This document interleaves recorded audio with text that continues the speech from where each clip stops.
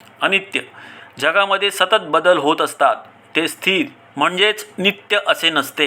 ग्रह, तारे, पृथ्वी वगैरे विश्वात काही नित्य नाही असे विज्ञान स्पष्ट सांगते. बुद्धांनी सुद्धा सर्व अनित्य आहे, सर्व बदलत असते, सर्व सजीवांमध्येही क्षणाक्षणाला बदल होत असतो असे सांगितले आहे. अकारण काहीही नाही. प्रत्येक गोष्टीला कारण असते. आपोआप कुठलीही गोष्ट होत नाही असा विज्ञानाचा सिद्धांत आहे. निसर्गामध्ये चमत्कार, अद्भुत शक्ती, मंत्र इत्यादी अस्तित्वात नाही. हाच सिद्धांत बुद्धांनी प्रतित्य समुपाद या नावाने मांडला. त्यात बुद्धांनी सांगितले की प्रत्येक गोष्टीला कारण असते, कारणाशिवाय काहीही होत नाही. यालाच बौद्ध धर्मात कार्यकारण भाव सिद्धांत म्हणतात. बौद्ध धर्माचा प्रत्येक सिद्धांत विज्ञानाच्या कसोटीला उतरतो. जगाच्या पाठीवर घडणारी प्रत्येक घटना ही कुठल्या ना कुठल्या कारणामुळे घडत असते.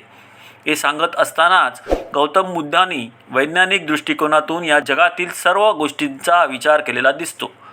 कुठली गोष्ट नित्य नाही व ती कायम टिकणारी नाही. जी प्रत्येक गोष्ट जगामध्ये निर्माण होते ती अनित्य असून तिचा नाश होतो. त्यामुळे सम्यक दृष्टिकोन ठेवून आपण प्रत्येक गोष्टीकडे पाहिले पाहिजे.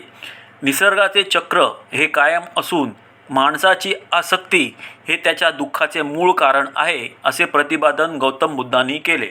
बुद्धांनी धर्माची शिकवण व आचरण यासाठी 4 आर्य सत्य, अष्टांगिक मार्ग म्हणजेच मध्यम मार्ग व पंचशील सांगितलेले आहेत. 4 आर्य सत्ये. गौतम बुद्ध म्हणतात, मानवी जीवन हे दुःखमय आहे.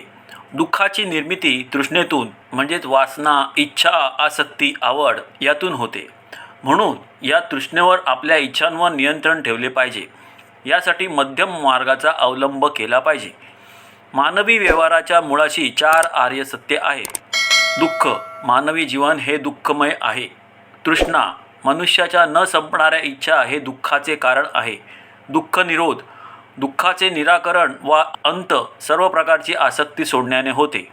प्रतिपद, दुःख निवारण्यासाठी सदाचाराचा मार्ग म्हणजेच अष्टांग मार्ग आहे. पंचशील, बुद्धांनी आपल्या अनुयायांना खालील 5 शिलांची शिकवण दिलेली आहे. अहिंसा, मी जीव हिंसेपासून अलिप्त राहण्याची शपथ घेतो. मी चोरी करण्यापासून अलिप्त राहण्याची शपथ घेतो. मी कामवासनेच्या अनाचारापासून अलिप्त राहण्याची शपथ घेतो. मी खोटे बोलण्यापासून अलिप्त राहण्याची शपथ घेतो. मी मद्य, मादक तसेच इतर सर्व मोहात पाडणाऱ्या मादक वस्तूंच्या सेवनापासून अलिप्त राहण्याची शपथ घेतो.